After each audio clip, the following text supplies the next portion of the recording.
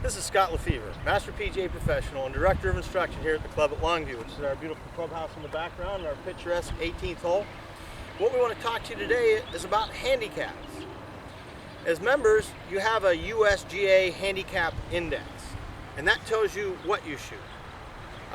Today we want to talk about the Lefevre handicap index, and that's telling you why you shoot what you shoot. It's not a complicated formula like the USGA. What we want to try and identify is why your scores are as high as they are. For those of you that had lessons from me, I'm a big pivot guy. And your pivot is basically how you use your body in your golf swing. We're going to try and get our left shoulder and rotate it over our right knee. That builds coil and resistance. This is where we get our power.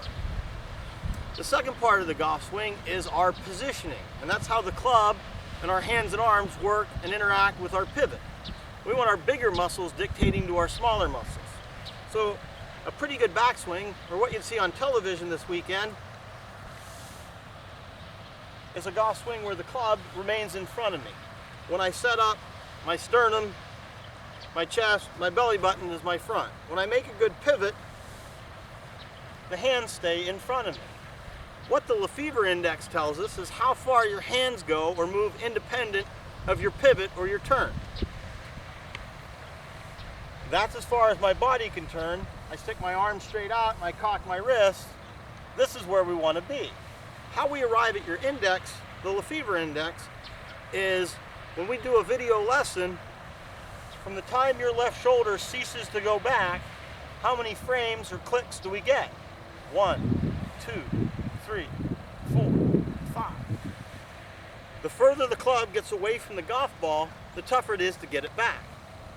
Higher handicappers take the club back entirely too far. From here, I have a fair fight. Everything can match up at impact and I can rotate to my target.